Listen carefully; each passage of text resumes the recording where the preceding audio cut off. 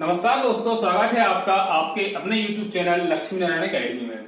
दोस्तों, हिंदी व्याकरण जो कि काफी महत्वपूर्ण है, इसके काफी सारे टॉपिक्स हम पहले क्लियर कर चुके हैं। सबसे पहले आप उनको देखिए, क्योंकि हम सीक्वेंस से चल रहे हैं। आप डायरेक्ट हाई लेवल का लैंग्वेज पढ़ेंगे, ग्रामर पढ़ेंगे तो आप हो सकता है कंफ्यूज हो जाएं।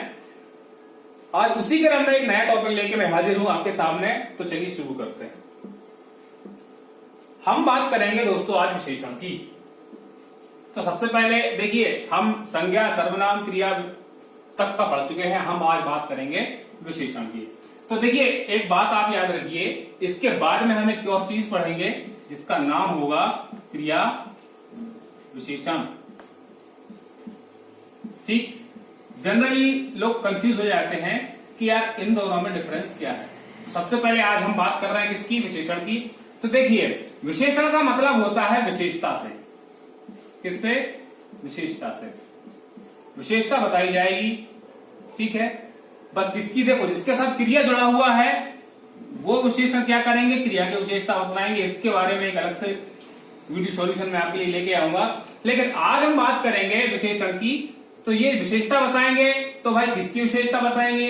ये विशेषता बतलाएंगे किसकी? संज्ञा और सर्वनाम की। क्लियर है कि भाई विशेषण वे होते हैं जो संज्ञा और सर्वनाम की विशेषता बतलाने का काम करते हैं, वो कहलाते हैं विशेषण। एग्जाम्पल देख लेते हैं हम। जैसे मान लीजिए मैंने लिखा कि राजू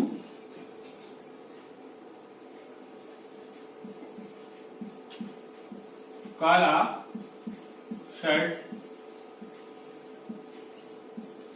पहनता है। ठीक, अब देखिए, ये भी क्या है? संज्ञा है, और ये भी क्या है? संज्ञा है। ठीक, हमें देखना ये है, देखिए ये संज्ञा है, इससे हमें अभी कोई लेना देना नहीं है। यहां पर देखिए, जो शर्ट हमने इस्तेमाल किया है ये क्या है? एक संज्ञा है। लेकिन वो संज्ञा कैसी है? उसकी विशेषता किस शब्द से बताई गई? काला शब्द से उसकी विशेषता बताई गई। कहने का मतलब यह है कि विशेषण जो हुआ वो क्या हुआ? काला हुआ। क्यों हुआ? क्योंकि उसने संज्ञा की विशेषता बतलाई है, इसलिए वो क्या हो गया? विशेषण हो गया। ठीक, यहां पर एक चीज और आती है ध्यान में, हम अक्सर कंफ्यूज होते हैं, उसे कहते हैं हम क्या? विशेष्य। ठीक, विशेषण और विशेष्य में अंतर क्या होता है तो समझ लीजिए। देखिए, वो शब्द जो संज्ञा और सर्वनाम की विशेषता बतला रहा है वो क्या कहला रहा है? विशेषण कहला रहा है। ठीक है, लेकिन संज्ञा और सर्वनाम, ठीक, या यूं कहें कि जिनकी विशेषता बतलाई जा रही है उन्हें ही क्या कहा जाता है? विशेष कहा जाता है। इस वाक्य की अगर बात करें तो शर्ट क्या है? एक संज्ञा है। अगर संज्ञा वो है तो वही क्या हो गया? हमारा विशेष्य हो गया। यहां तक क्लियर है? तो चलिए अब हम बात करेंगे इसके प्रकारों की। तो देखिए, सबसे पहला प्रकार इसका आएगा गुणवाचक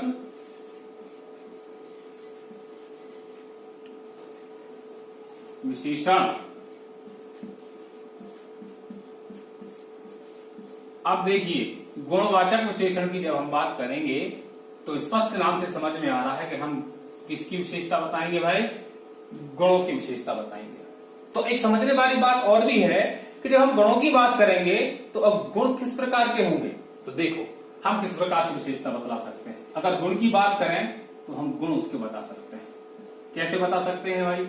मान लीजिए कोई ईमानदार है ना, कोई अच्छा है, इस प्रकार से हम उसके गुणों की विशेषता बतलाने के लिए कुछ शब्दों का इस्तेमाल कर सकते हैं। ठीक, दूसरी चीज मान लीजिए हम किसी के दोष बताएं। अगर दोष के लिए क्या हो जाएगा? बेईमान हो जाएगा। क्लियर? बुरा हो जाएगा। इस प्रकार के शब्दों से हम इसके गुण और दोष दोनों बता सकते हैं, और दोनों के दोनों किसके अंतर्गत आएंगे? दोनों के दोनों आएंगे हमारी गुणवाचक विशेषण के अंतर्गत आएंगे। ठीक है, इसके अतिरिक्त हम और किस प्रकार से बता सकते हैं गुण? भाई हम रंग की बात करेंगे तो वो भी एक प्रकार गुणवाचक विशेषण के अंतर्गत ही आएंगे। जैसे मैंने एग्जांपल लिया था काला, सफेद, जितने भी रंग होते हैं उनकी बारे में जब हम बात करेंगे तो हम किस विशेषण का प्रयोग करेंगे? गुणवाचक विशेषण का प्रयोग करेंगे। ठीक, इसके अलावा हम कालबोधक शब्दों में भी विशेषण का प्रयोग कर सकते हैं। देखो कौन कौन से विशेषण हम यहां प्रयोग करेंगे। जैसे मान लीजिए मैं बोल लूं प्राचीन, ठीक, आदि, नवीन, यानी यहां पे अर्थ इसका नवीन से नए से है। ठीक है, इस प्रकार से हम गुणवाचक विशेषणों को इस्तेमाल कर सकते हैं इस प्रकार के शब्दों से। ये जो मैंने आपको कुछ तरीके बताए हैं, इस प्रकार के शब्द जिस भी किसी वाक्य के अंदर प्रयोग किए जाएंगे वो किसके अंतर्गत आएगा भाई? वो गुणवाचक विशेषण के अंतर्गत आएगा। अगर हम इसके एग्जाम्पल की बात करें तो एग्जाम्पल भी हम देख लेते हैं। मान लीजिए हम किसी की कालबोधक विशेषण की अगर बात करें, उसका ये एग्जाम्पल लेते हैं। जैसे मैं ले चुका हूं काल, जैसे मान लीजिए मेरे घर के पीछे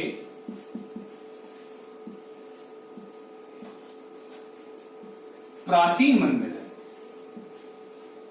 क्या है भाई? प्राचीन मंदिर है। ठीक, अब देखिए समझने वाली बात क्या है।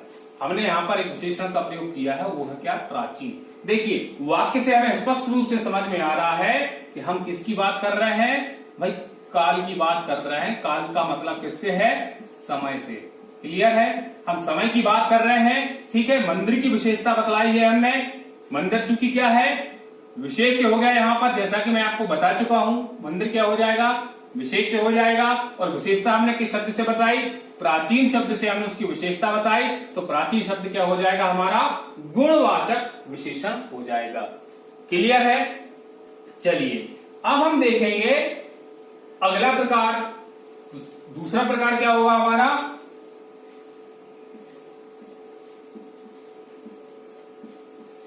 संख्यावाचक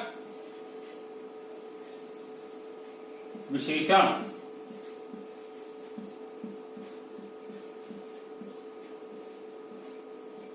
अब देखिए, अब हम विशेषता किसके माध्यम से बताएंगे? जहां पर हमें संख्याओं से संबंधित कुछ शब्द मिलेंगे, उनसे हम पता करेंगे कि वो विशेषण के किस पॉइंट के अंतर्गत आएगा। देखिए, अब संख्यावाचक की जब हम बात करते हैं तो हम इसको दो वर्गों में विभाजित कर सकते हैं। देखिए, पहला हमारा हो जाएगा निश्चित संख्यावाचक, ठीक। दूसरा हो जाएगा अनिश्चित।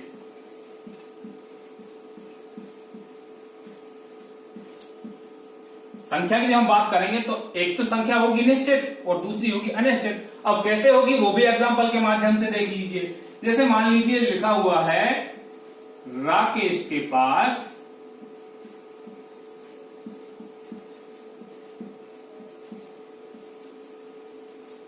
6 पुस्तक हैं, ठीक। क्या एग्जांपल लिया हमने कि राकेश के पास 6 पुस्तक हैं। तो देखिए, अब यहां पर ये जो शब्द हमने अंक लिखा हुआ है 6, वो क्या बता रहा है? हमें संख्या की ओर इशारा कर रहा है, इसलिए ये विशेषण के संख्यावाचक विशेषण के अंतर्गत आएगा। चूंकि हमें उनकी संख्या भी यहां दिखाई दे रही है, इसीलिए ये किसमें आएगा? निश्चित संख्यावाचक विशेषण के अंतर्गत आएगा, ठीक। इसी एग्जाम्पल को अगर हम बदलें तो ये अनिश्चित संख्यावाचक में भी बदल सकता है। कैसे? मान लीजिए 6 की जगह पे मैं कर दूं क्या? सिर्फ कुछ लिख दूं। इस 6 की जगह पे मैं क्या लिख दूं? कुछ। तो वाक्य इस प्रकार से हो जाएगा कि राकेश के पास कुछ पुस्तक है। क्लियर? तो अब देखिए, जब हमने इस शब्द का प्रयोग कर दिया तो अब हमें पुस्तकों की संख्या क्या पता चल रही है? पता नहीं चल रही है। इसीलिए यहां पर जो संख्यावाचक का प्रकार होगा वो क्या हो जाएगा? अनिश्चित संख्यावाचक विशेषण हो जाएगा। यहां तक आपको काफी अच्छे समझ में आ गया होगा। अब हम देखेंगे इसका अगला प्रकार। तो देखिए तीसरा होगा हमारा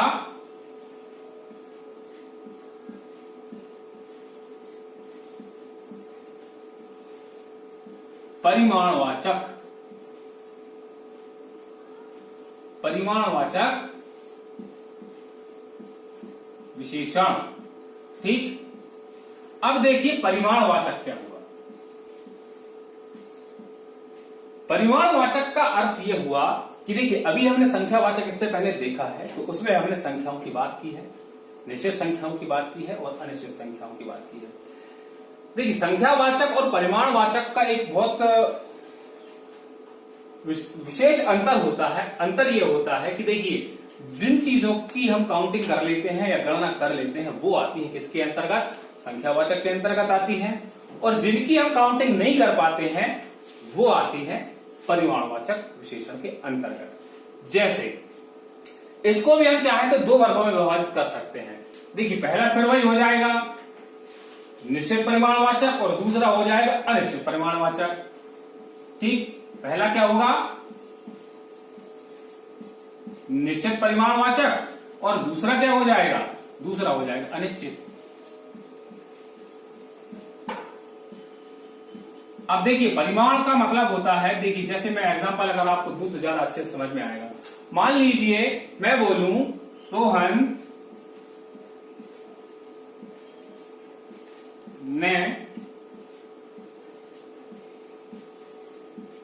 5 लीटर दूध लिया। अब देखिए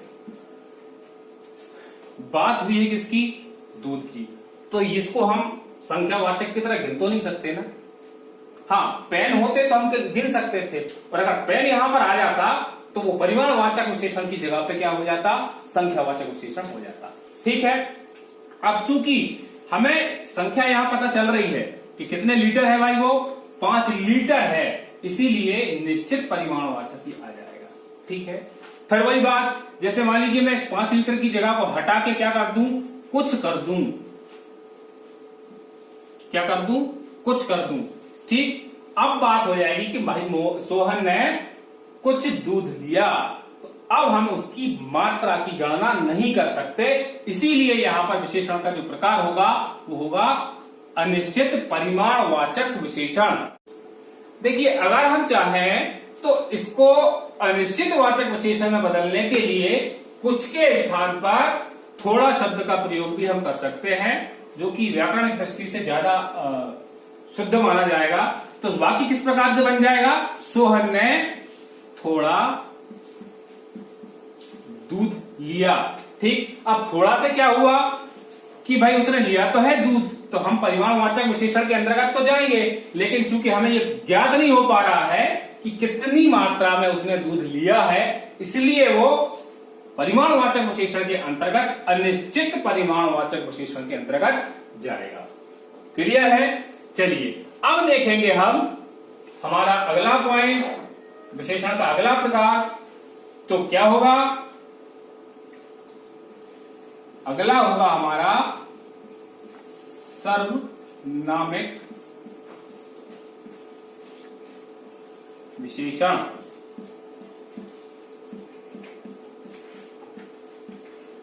देखिए सर्वनामिक विशेषण का क्या अर्थ है।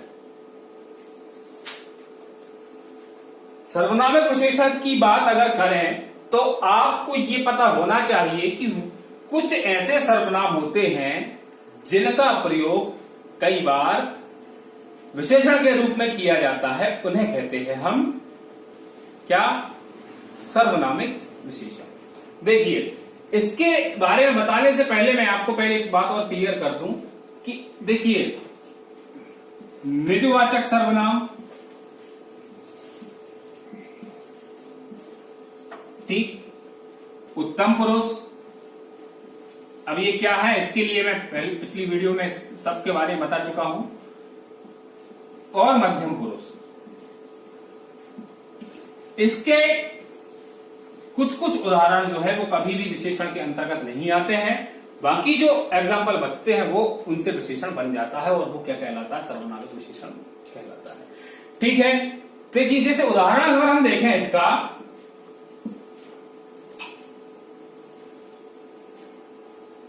उदाहरण की बात अगर हम करें तो मान लीजिए हम लिख सकते हैं वह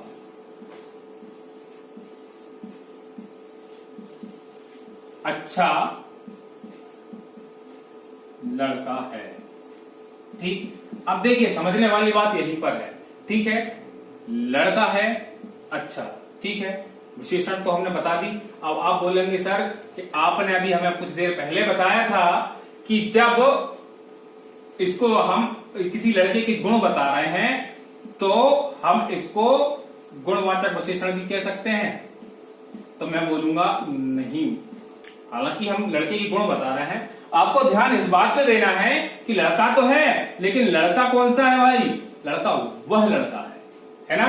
उस लड़के के लिए हमने एक सर्वनाम का प्रयोग किया है, इसीलिए यहां पर ये जो वह है वो क्या हो जाएगा, सर्वनामिक विशेषण हो जाएगा। यहां तक क्लियर है आपको। देखिए एक आध एग्जाम्पल और देखें,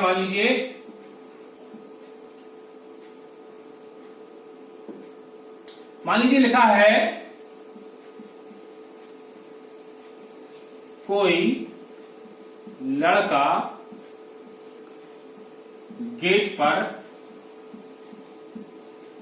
खड़ा है। ठीक, अब देखिए अगर यहां पर कोई नहीं होता तो बात अलग हो जाती, पर हमने इसमें कोई का इस्तेमाल कर दिया है, इसलिए ये जो कोई है वो किस में आ जाएगा, सर्वनामिक विशेषण में आ जाएगा। ठीक, अब देखिए यहां पर तो हम विशेषण के प्रकार देख चुके हैं, लेकिन विशेषण के प्रकारों में एक और महत्वपूर्ण चीज है जो मैं चाहूंगा कि आपको पता होना चाहिए। तो देखिए अब हम देखेंगे कि प्रविशेषण किसे कहते हैं। प्रविशेषण काफी इंपॉर्टेंट चीज है, कई सारे लोग कंफ्यूज रहते हैं, तो आज मैं वो कंफ्यूजन दूर कर देता हूं। देखिए प्रविशेषण क्या होता है, अभी हमने क्या किया है कि संज्ञा और सर्वनाम की विशेषता बतलाई है। ठीक है, जिन्हें हमने क्या कहा है, विशेषण कहा है। ठीक, अब कुछ ऐसे शब्दों का भी हम प्रयोग करेंगे जो विशेषण की भी विशेषता बतलाएंगे। ठीक, कहने का अर्थ यह है कि प्रविशेषण ऐसे शब्द होते हैं जो क्या करते हैं, विशेषण की विशेषता बतलाने का काम करते हैं। जैसे मान लीजिए रमा अति सुंदर है। अब देखिए रमा विशेष है, यहां पर उसकी हमें विशेषता बतलाई क्या वो सुंदर है, लेकिन उस पर भी हमने किसका प्रयोग किया, अति का प्रयोग किया, यानी कि हमने विशेषण की भी विशेषता बतलाने के लिए एक शब्द का प्रयोग किया, तो यही क्या हो जाएगा, हमारा प्रविशेषण हो जाएगा। एक प्रकार से अगर हम यूं कहें कि विशेषता यदि बढ़ा चढ़ा के बोली जाए, विशेषता के बाद भी हम कुछ ऐसे शब्दों का प्रयोग करें जो उस विशेषता को और हाईलाइट करें और ज्यादा प्रदर्शित करने का काम करें, वहां पर होगा प्रविशेषण। जैसे मान लीजिए एक आध और उदाहरण हम देखें इसका, तो हम लिख सकते हैं कि दिनेश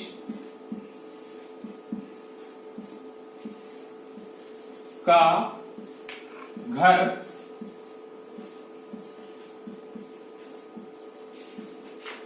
बहुत